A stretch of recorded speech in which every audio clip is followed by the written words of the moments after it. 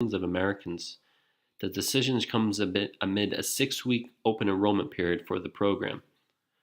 Texas, along with 19 states, had argued to U.S. District Judge Reed O'Connor that they had been hurt by a jump in the amount of people utilizing state-backed insurance.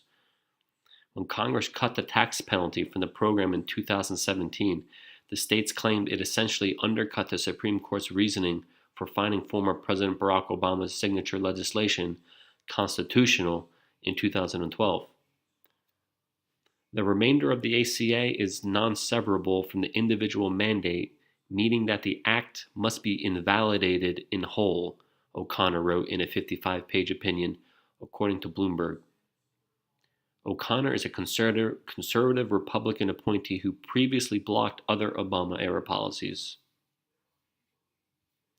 President Trump tweeted, "As I predicted all along, Obamacare has been struck down as unconstitutional disaster.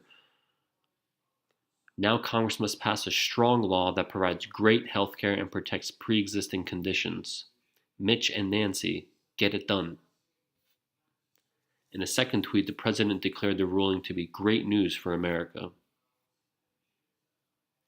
California and other states ruled against by the judge will likely challenge the decision by appealing in the United States Court of Appeals for the Fifth Circuit. Today's ruling is an assault on 133 million Americans with pre-existing conditions, on the 20 million Americans who rely on the ACA's consumer protections for health care, on America's faithful progress toward affordable health care for all Americans, Javier Becerra, California's Attorney General, said in a statement, according to the New York Times.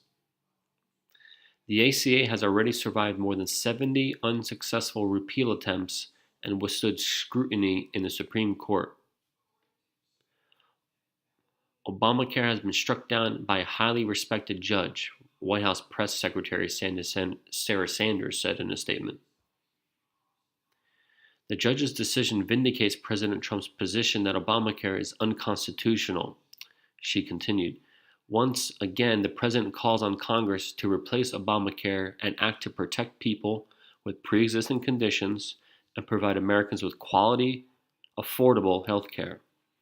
We expect this ruling will be appealed to the Supreme Court. Pending the appeal process, the law remains in place."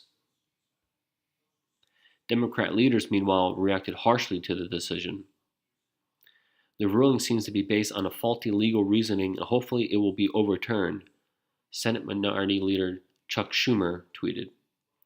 "Americans who care about working families must do all they can to prevent this district court from becoming law."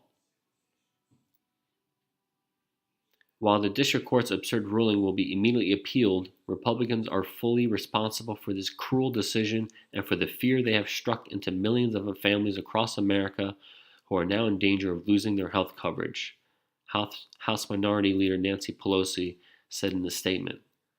When House Democrats take the gavel, the House of Representatives will move swiftly to formally intervene in the appeals process to uphold the life-saving protections for people with pre-existing conditions and reject Republicans' effort to destroy the Affordable Care Act.